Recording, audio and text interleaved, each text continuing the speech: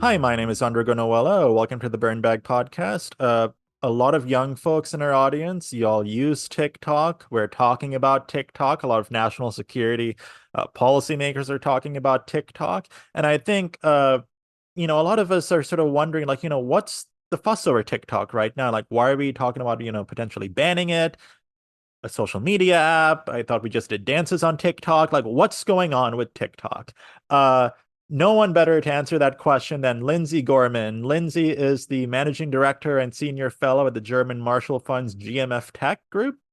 She leads GMF Tech's work on US-China technology competition, including efforts on AI, quantum information, 5G, and advanced communications, democratic responses to autocratic tech influence and interference, cybersecurity, and transatlantic innovation, all topics that I'm sure we can have a different podcast episode on in full, or maybe even a mini series. But Lindsay also served as a senior advisor in the Biden White House at the Office of Science, Technology, and National Security Council. She helped craft a U.S. technology and national security strategy and led international tech initiatives through the U.S. EU Trade and Technology Council and Quad.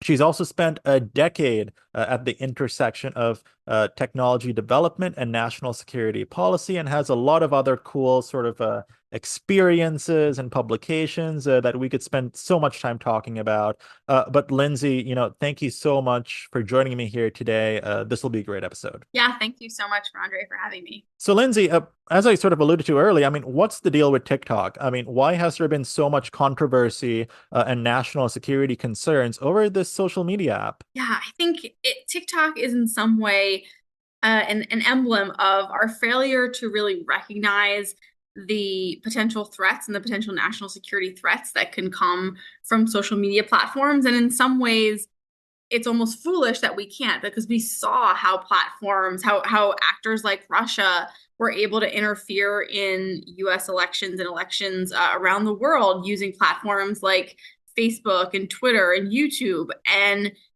it would be foolish to think that we wouldn't see the same thing when it comes to another social media app, such as TikTok. But why national security folks are really honing in on TikTok as different from some of these other social media platforms that we're more accustomed to is that as TikTok has grown, it has transitioned from the fun cat videos, memes, dance videos, and lip syncs to a platform where there is political debate, there is political speech, much like the others. But the big issue with TikTok is that it's owned by a company, ByteDance, that is based in the People's Republic of China and is accountable to the Chinese Communist Party. And why that's an issue is that we already have evidence of the Chinese Communist Party trying to interfere in US elections, especially when there was a Chinese dissident or like a Chinese rights activist on the ballot. Um, and I don't think we can discount that that's going to happen again. And with the ability to influence TikTok's algorithm, to have massive amounts of data about the likes and dislikes and habits of American voters, it just is handing the Chinese Communist Party a loaded gun. And will they fire it today? Will they fire it tomorrow? Maybe not. But it's too great a tool to put into the hands of one of our strongest geopolitical competitors that is actively trying to degrade U.S. interests and the United States position in the world. So there are definitely a couple of strands I want to pull on in that answer. But first, could you tell us a bit more about ByteDance, the company that owns and has created TikTok? Yeah, I mean, I think ByteDance is a product of the internet era. It's an aggressive company and not necessarily in a bad way from a commercial sense.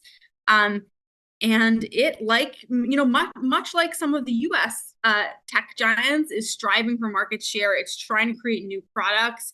And TikTok was really a home run for ByteDance. And one of the other companies that ByteDance owns is sort of the Chinese version of TikTok. Many people think that TikTok's operating in China, but actually China doesn't allow TikTok either. There's a censored version of TikTok that operates in China called Douyin that is also a ByteDance company.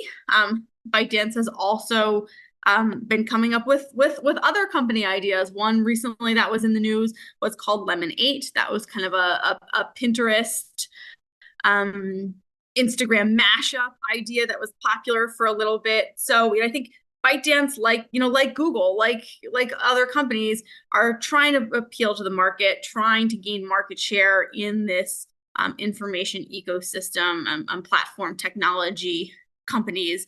Yeah, what's different, I think, is that it does, because it is based in China. And I think in China, you can't really think of such a thing as a private company. Ultimately, it's not like in the United States or in countries, other democracies, in Western Europe or Australia, where there is a really meaningful separation between the government and the private sector. In an autocratic one-party system like the People's Republic in China, that doesn't really exist. And ultimately, all companies like ByteDance act as at the behest of the state. And so that's, I think, where the concern comes in. But in many ways, ByteDance is functioning as a company that wants to gain market share, that wants to build its business. And that's why we're seeing some of these really successful companies like TikTok emerge. So I think in your answer earlier, and I think in the answers of many national security professionals or folks in Congress who have outlined these perceived threats from TikTok, there are a couple of different aspects to this. I think the first one is around that TikTok storage of user data, and I think, as you said earlier, China's ability to potentially access that data. And you talk about, how these companies in China may be inclined to answer to the Communist Party of China. And I think sort of something that came to my mind with, how it may be different in the US, and please correct me if I'm wrong, but I think I recall in the early 2010s when we were doing the investigation into the Boston bombing attack, I believe the FBI had one of the bombers their iPhones, and Apple refused to open that iPhone for the FBI because the Apple did not have to answer to the US government, and the FBI could not compel Apple to do that. So I don't know if that's a good example with which to understand perhaps the differences, Lindsay, but does that make sense? I think that's exactly sort of part of the story here, where ultimately we're dealing with two very different systems of government when it comes to the separation of powers.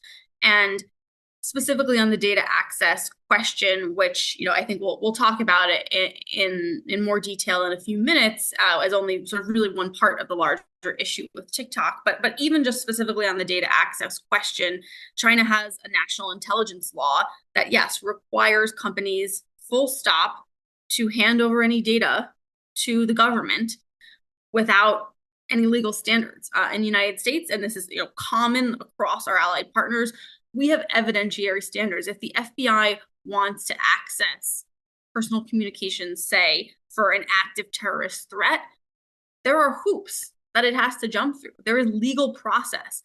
They have to meet evidentiary standards of probable cause, of reasonable suspicion. It needs to be signed off by a judge, and that's an independent function of government. That's an independent branch of having an independent judiciary is a check on making sure that the government can't just put anything in there and get any of that data.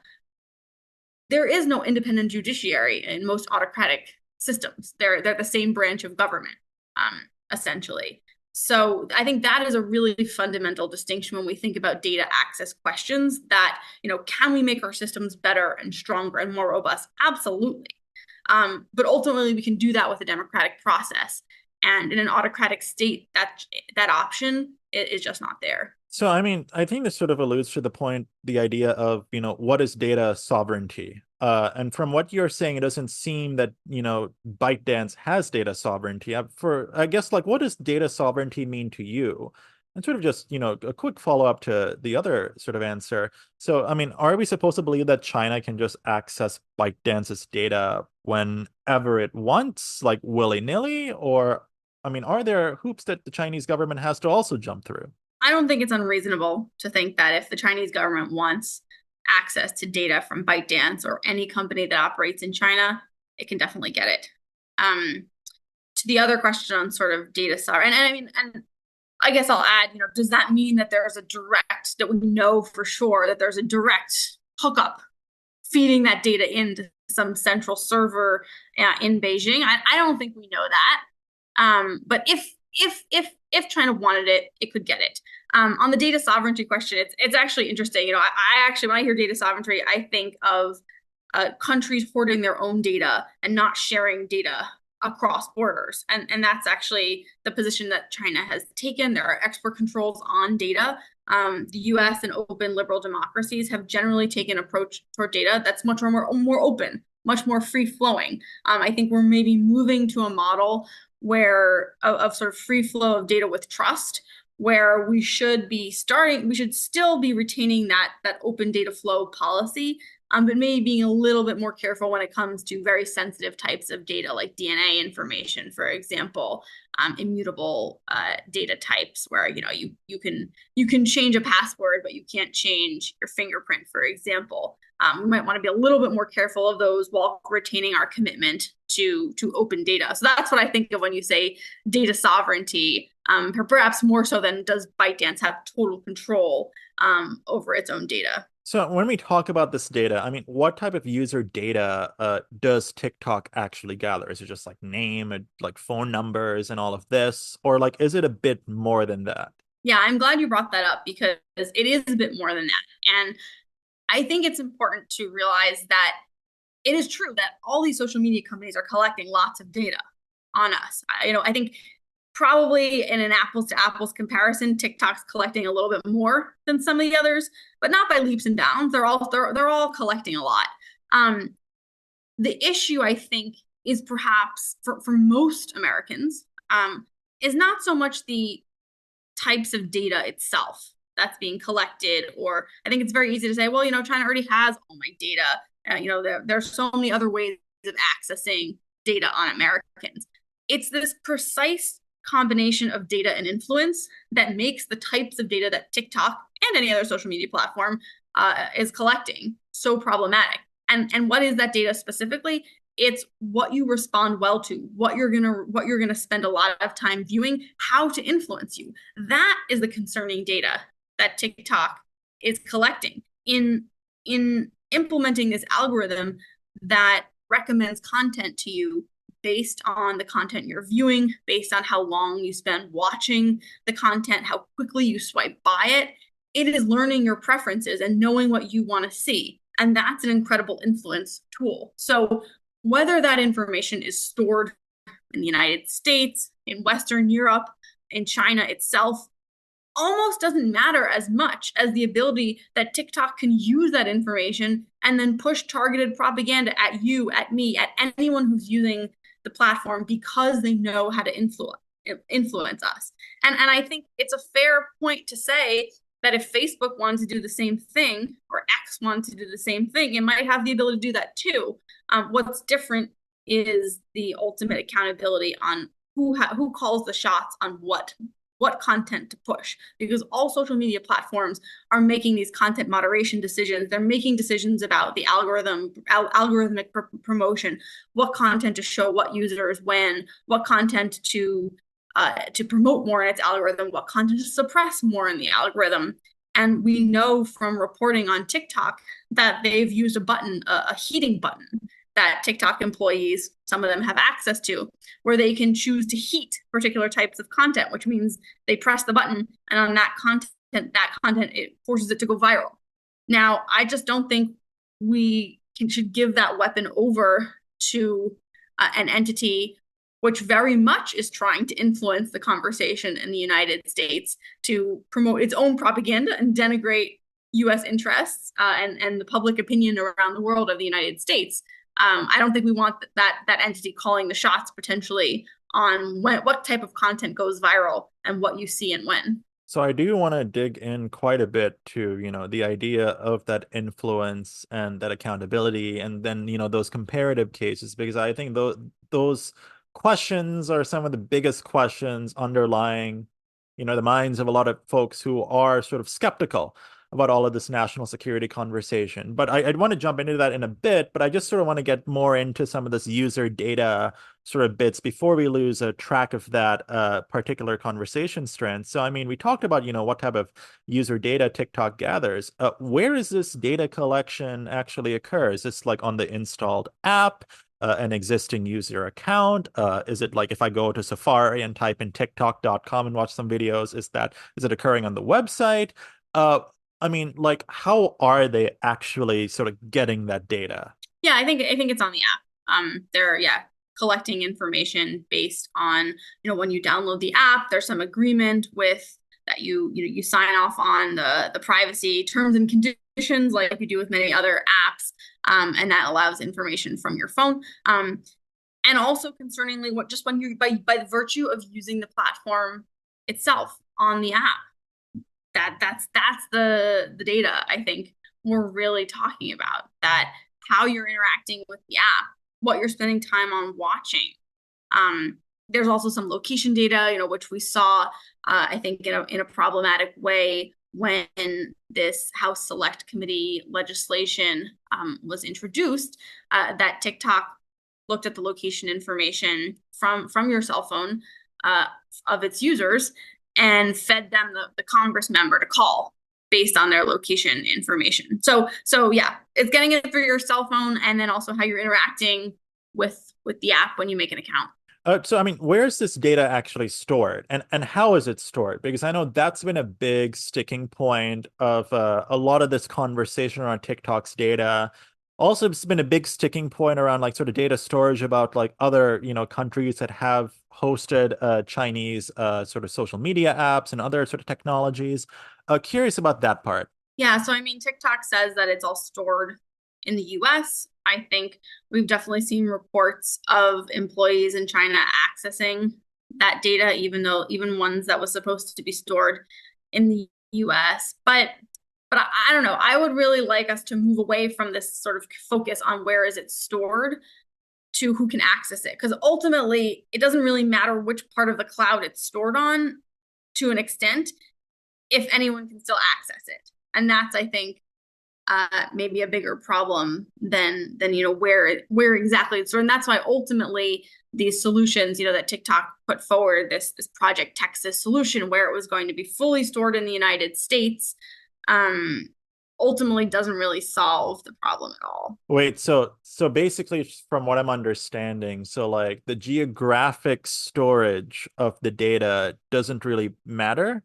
No, it definitely matters to an extent, from a Okay. legal perspective, but it doesn't in terms of the influence campaign and how you can use that data to influence users. That's where I don't think it matters very much. And Okay. separately, if all the data is stored in the US, yet any Chinese employee in China can access that data, that's when I wonder how much it really matters where it's stored. Okay, yeah, I'm definitely sort of curious on that. But you sort of alluded to another sort of concern, or not another concern, but like another response that people may have. China's been collecting data on individual Americans through many other means. Has China been able to benefit from this data collection in general, whether it's from TikTok or through those other means? How do they use this data? That is really the question. I think right now what we're seeing is an attitude of let's just collect it all and figure out what we're going to do with it later. But we're entering in an age of the dominance of AI systems, and we know that AI algorithms and models rely on massive quantities of data. So I think they're thinking, let's collect it, and we'll try to find an advantage to use it, whether it's to train AI models, whether it's to comb for information or compromise on maybe high profile American or US allied citizens. Yeah, I don't know if they necessarily have a grand plan of how they're going to use all of this data. But certainly I remember seeing a Chinese internet company presentation on how data is the new oil, which was something they borrowed from The Economist, with a view that just collecting the data itself is going to yield these economic benefits. And so I think in certain industries and certain examples, of course, China and Chinese companies, like many other companies around the world, are absolutely making use of data to train these systems. I mean, one of the probably more concerning examples that we've seen is the mass collection of data on Uyghur Muslims, the forced DNA collection from China's own population that Chinese police are collecting. And so yet to feed into some of these surveillance systems that they're developing. So I think one only needs to look what China's doing in its own backyard, I think, to have a suspicion and a fear of what might happen should these platforms and data collection modes extend overseas. So I think that's where the concern comes from. But in terms of the strategy, it seems to be collect a bunch, maybe use for AI, maybe use to find information. I think there's also a concern about sensitive business information. Maybe that doesn't apply to most users of TikTok, but if you're using it on your work phone, for example, are you exposing potentially and you work at a company that's developing maybe sensitive intellectual property and in some chemical or biopharmaceutical industry. We know that China has very active intellectual property cyber espionage attempts ongoing all the time to steal US and other allied intellectual property for its science and technology dominance and leadership goals. Most users aren't producing that stuff on TikTok, but this is the kinds of information. These are the kinds of information that China's really after. So, you mentioned that sort of forced DNA collection. You mentioned the dissidents, you mentioned the Uyghurs, who are, of course, being persecuted. But I'm sort of curious about, how has China sort of leveraged Chinese social media companies, for example, so let's say like WeChat. You mentioned sort of the Chinese censored version of TikTok a little bit earlier in this interview. Do we have information on perhaps how they've leveraged those Chinese-based social media platforms to target and also persecute dissidents and critics? Yeah, it's a good question. And I think, with WeChat, for example, if you talk to members of the Chinese diaspora, I think they'll say it's a real double-edged sword because on the one hand, of course, it's a vital tool to communicate with family back home, to communicate with communities back in China. On the other hand, it's in some ways deeply flawed because it is a product of that censored ecosystem. So the Citizen Lab up in Toronto has done some really great research showing how there has been censorship on WeChat, even extending overseas into the diaspora. And so yeah, I mean, I think it's a double-edged sword. Platforms like WeChat, obviously Douyin is heavily censored in China. And yeah, we're also seeing, of course, a rise of transnational repression with targets in the Chinese diaspora groups overseas. Wait, so, that sounds pretty bad. So, like, why haven't I heard, I guess, as much conversations on, like, say, banning WeChat in the United States, for example? Yeah, it's interesting because I mean, when the Trump administration originally tried to ban TikTok, there's such a long history of this. Originally, the questions on TikTok started with a CFIUS investigation because TikTok had bought the California-based Musically, and so the Committee on Foreign Investment in the U.S. had some jurisdiction to think about that acquisition. But then that got completely railroaded when the Trump administration decided to try to ban TikTok and WeChat actually together.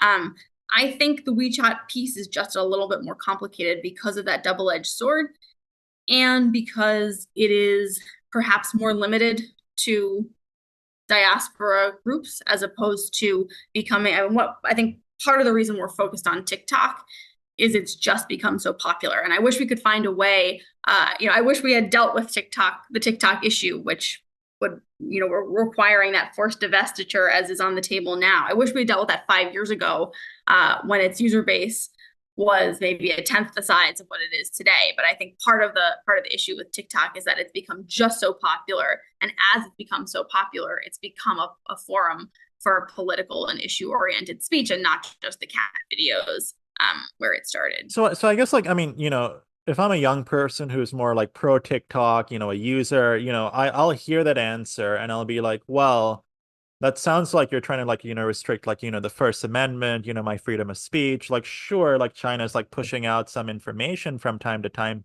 potentially. But like, you said, like, it's become popular, so therefore we're focusing on it. Like, how would you respond to someone who, wants to provide that rebuttal? Yeah, I mean, I wouldn't necessarily, yeah, I would not agree with that characterization at all. I'm not a First Amendment lawyer, so would definitely, and there have definitely been questions in the courts about that, specifically related to a ban. But what I certainly, and I think several other national security professional types, are really advocating for is a divestiture. So it's not about making Americans not able to use TikTok. It's a popular platform. People should use it. It's about divesting the control from the Chinese Communist Party. And this is something we do across the information space when there is a national security problem. This isn't totally unique to TikTok. Just in the data security case, for example, we have precedent here. The homosexual dating app Grindr was partially owned by a Chinese entity, and CFIUS, the Committee on Foreign Investment in the US, actually forced that ownership to divest for national security reasons. That didn't mean Grindr had to stop operating in the United States. Users were relatively unaffected. It just meant that ownership link, the idea that potentially the Chinese Communist Party could have access to maybe some sensitive information on the dating habits of some swaths of the American population was too big a national security risk. And that's why that divestiture had to happen. Similarly, we do restrict other technology providers from autocratic states from building our technology ecosystem and infrastructure. We don't allow Huawei to build our internet infrastructure because of the threat of espionage, because of the dependence building there. So I don't think it's so beyond the pale. And especially when we really need to laser focus on the ownership issue. It's not about banning, restricting speech. It's about severing that ownership link to not allow that same degree of control over our information environment. No, I think that's a very interesting point you make because I think for a lot of people hearing this, listening to the discussions in Congress, seeing, I mean, mostly these older guys who may say, "Oh, tic tac" or something instead of TikTok.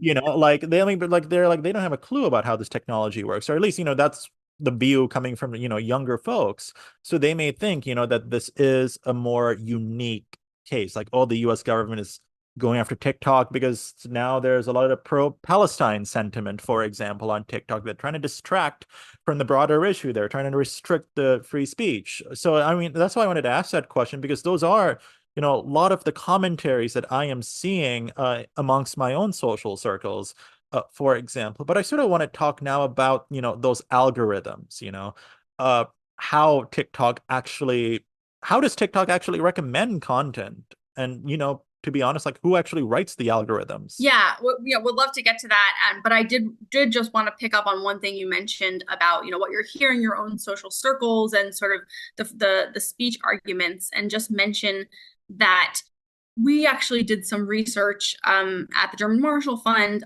on studying China's messaging on other social media platforms around the TikTok issue when Shou Chu, the CEO, first testified before Congress.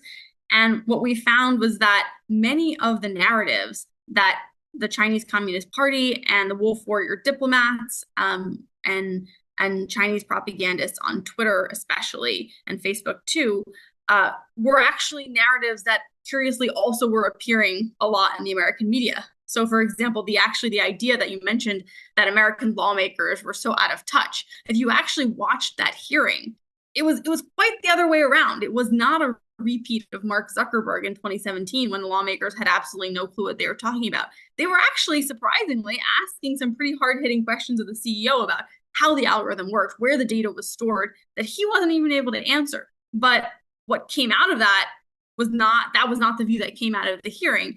And the sort of push, the propaganda push from China was very much trying to make that point. So I think we just have to be a little bit careful always as information consumers to understand what's actually happened, and also be aware that when it comes to these issues that are geopolitically important for the Chinese Communist Party, and Russia too, and different issues, that they are putting their thumbs on the scale here, and that's exactly kind of what we're trying to get around. And even one more example is even framing any kind of national security action against TikTok to sever this divestiture, sever this ownership link, framing that as a ban on TikTok is exactly what the Chinese Communist Party is promoting in its propaganda to sort of force this dichotomous either it's banned or it's not. I mean, that's probably, in China, that's how they do it. They ban.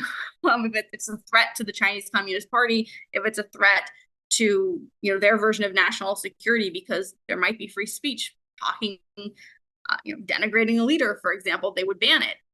But we have more subtle tools here that we have used and we can use. So even that framing, I think, plays into that autocratic narrative of the only thing we can do is ban and violate free speech rather than take a more tailored, targeted approach. So I do think it is important for us to be nuanced, for us to understand kind of the complex information environment that we're in, where the CCP is also a player.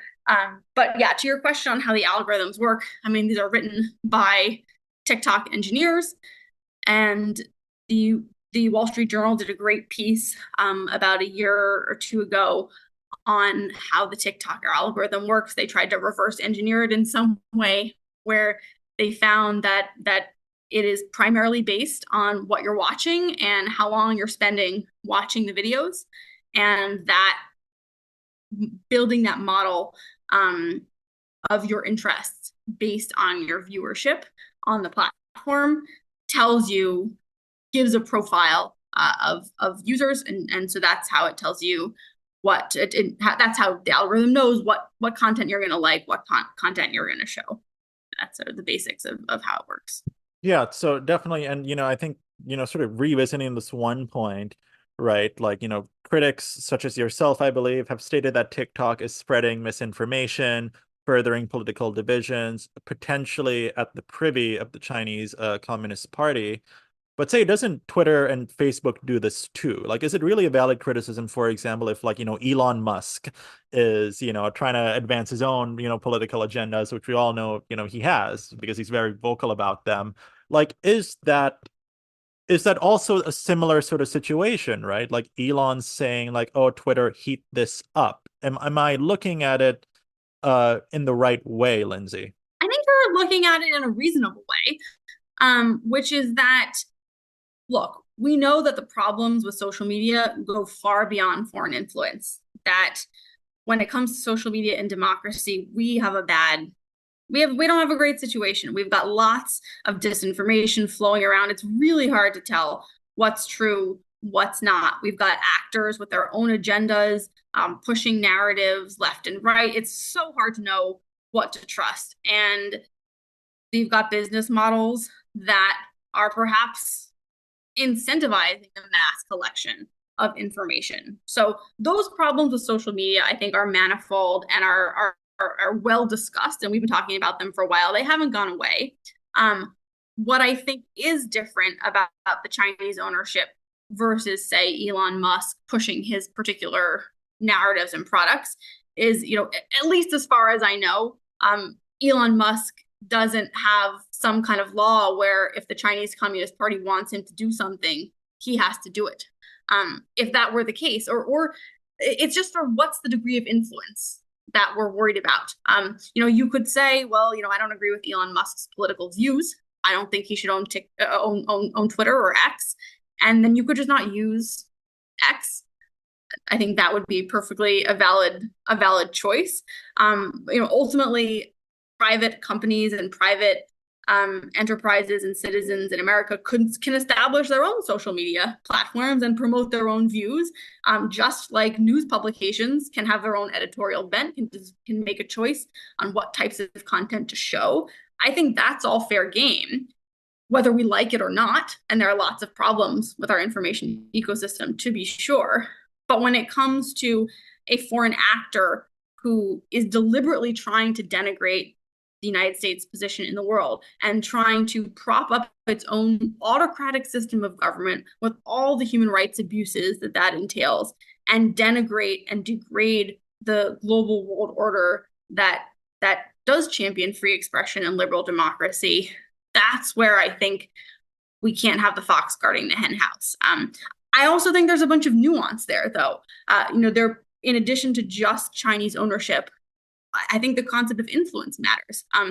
If say Elon Musk's, if say 95% of Elon Musk's wealth are tied up in China, I think that would be also a potential national security issue given his ownership of X and Twitter.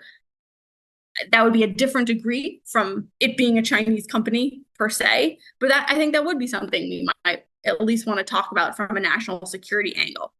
So I think that the distinction, though, is what's good for society, good for democracy, things that democracies can figure out in our own house or together with other democracies, and what becomes a foreign influence and national security threat. And that's where there's a difference between TikTok and X. So I guess the TLDR is it's essentially because, with Twitter, it's a private entity, a private company. Elon doesn't have to answer to anyone but himself. But with TikTok, say in theory, the CCP, the Chinese government, can get access to that data, can potentially force TikTok to push out narratives in a way that the US government cannot force Twitter or Facebook or Instagram to push out certain narratives. Certainly, if the US government was doing that, then I think we'd have a lot of different political commentaries around, say, the conflict between Israel and Gaza, the war in Ukraine, and so on.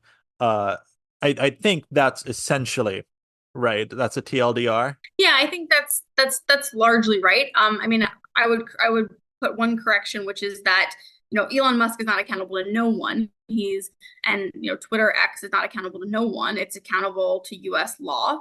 And as citizens in a democracy, if we don't like certain laws, we can change them. We can vote out people that are promoting them and vote in others. And that's how the system works. In China, yes, it's not just data, but ultimately, yes, ByteDance is accountable to the Chinese Communist Party, whereas X and Twitter are accountable to U.S. law and a system that has a separation of powers. So, what is a TikTok? And I had ban written here earlier, but divestiture mean? Yeah, thank you. What does that actually mean in a say a legal sense, in a practical sense? Like, are we going to see say TikTok doesn't sell? Is TikTok going to be gone from the App Store, and will it just be blocked for everyone immediately? And sorry, multiple questions, but I guess first, divestiture. What does that mean? Yeah, I think that means, and this is where it does get sticky, and I'll be the first to admit that we're not in a great situation here. If we had done this divestiture 5 years ago, I think we'd be in a much better place than we are today. But in practice, what it could mean is that we would need to find a buyer for TikTok. That ByteDance would probably sell TikTok US or TikTok wholesale to an entity that was either based in the United States or, for my money, based in Western Europe or in another democratic country that isn't the People's Republic of China or Russia or Iran. And that entity would then purchase TikTok. And then TikTok would keep running. So I think that's what a divestiture would look like. And over the years, there have been a number of different potential proposals. Back during the Trump administration, Oracle came forward as potentially going to try to buy TikTok. At least that was the reporting. So that would be the first hurdle, finding a potential buyer for TikTok that ByteDance would sell to. In terms of your question about if a ban did end up happening because ByteDance was unwilling to sell, because the Chinese Communist Party maybe was unwilling to allow ByteDance to sell, which, by the way, should tell you something, that if the Chinese Communist Party has the ability to force ByteDance not to sell at the risk of losing a huge chunk of its business without getting paid for that sale, I think that speaks to the degree of state control that we're talking about. But so, should that happen, then at least under the legislation under consideration, yes, TikTok would not be able to be updated on the App Store. That would not mean that it would not work immediately, but things like routine fixes, bugs, eventually over time, it would degrade for US users. I hope we don't go there. That's not, I really don't think that's a great outcome for us to end up in, but that's what at least the legislation on the table contemplates. So, I mean, what's the likelihood that TikTok actually sells to a US-based firm? As you said, China does not like this. The Chinese government specifically, I mean, does not like this. Uh, have there been any sort of US companies, US firms that have sort of stepped up to potentially buying TikTok, which I might add would be a great sort of business decision if they can make this deal work out, given how large the platform is. Yeah, I think the question is, who could run it, who would make sense to run it. We've seen some hints of investor consortia come up and try to think about, who could potentially buy it. Oracle was floated earlier, several years ago. So yeah, that's what we'd be looking at. I would love to see maybe even a non-US company think about buying TikTok. But yeah, ultimately it would be a business decision. And I think, the goal would be, a fair price and investing, in that business and carrying it forward free from these foreign influence concerns that frankly, we've been talking about for way too long now. So I think one other country banned TikTok and a bunch of other apps before the US did, and that's India. Under the Modi government, TikTok is banned. How have you sort of watched that sort of situation in India with TikTok sort of play out in general? Like, what does that ban, quote unquote, look like? Yeah, I mean, I think, TikTok is not the only Chinese app that India has banned. It was definitely sort of a much cleaner approach to this. Yeah, in the case of India. So I don't think that's where we'll head in the United States. But certainly India was, especially with the border disputes with China, was very clear-eyed about some of these threats. So definitely, so I guess like, as we sort of, try to come to a close on this sort of conversation, I mean, again, and I've sort of alluded to this point, like, a lot of young folks may say like, oh, they'll hear you speak, right? And they'll think, oh, this is just fear mongering about, the Chinese government's capabilities, about TikTok, like, why are they trying to come after this? How do you respond to that assertion of, quote, fear mongering when it comes to TikTok, I guess?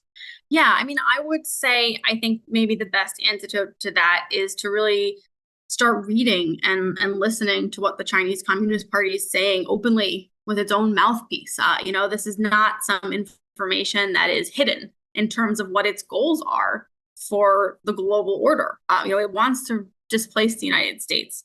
It wants China to become the world's superpower. It wants to remake institutions like the UN and the global liberal order in its own image, and it's not hiding from this fact. So I would say, have a read of some of these Chinese government documents that are in the open, that are publicly available, and also look at the history. I think for a lot of folks, it might sound very theoretical that China would even interfere in a US election. That's just maybe fear mongering, coming up with some hypothetical that's never actually going to happen. And to that, I would say that I don't think the burden of proof should be beyond a reasonable doubt here, given the history. We had an instance not very long ago with an autocratic power in Russia that actively interfered and tried to sway a U.S. election. We've seen evidence of China learning from Russian tactics. One of my former colleagues, Matt Schrader, always posits the thought experiment of, what if Russia owned Facebook in 2016? What could they have done then? This sort of failure of imagination about that ownership. So I think we have the example in Russia, and we also have examples of China itself trying to influence US elections.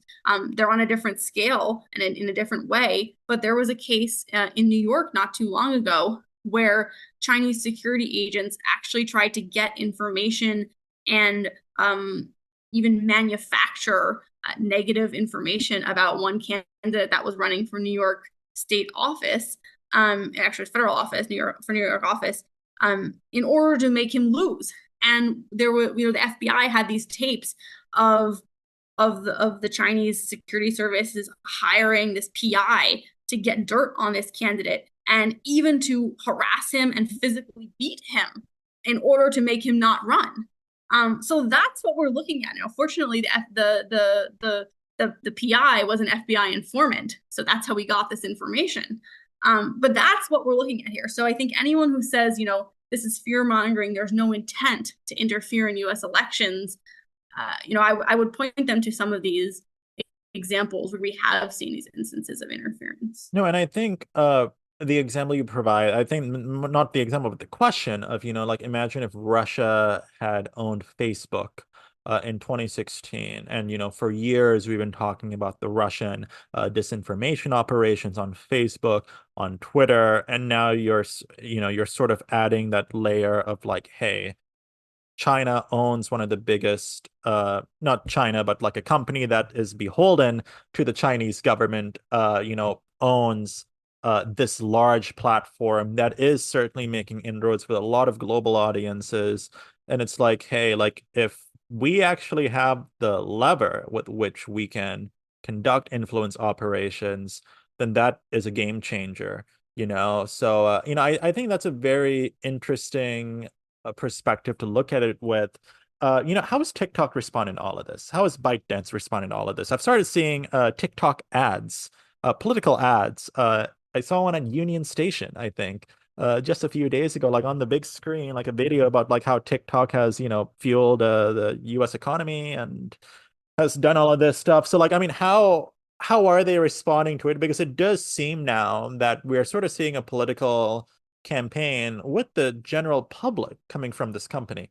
I think that's right. And it's maybe one of the most aggressive lobbying pushes that we've seen, at least that I can remember. And in some ways, it hasn't made TikTok friends in Washington. And I think the concerning bit is that when this piece of legislation was first introduced, TikTok really tried to mobilize its user base to influence U.S. politics and to influence this process. And that's something we've never seen from Facebook or other companies that have certainly been called before Congress and seen their business, but potentially threatened by regulation.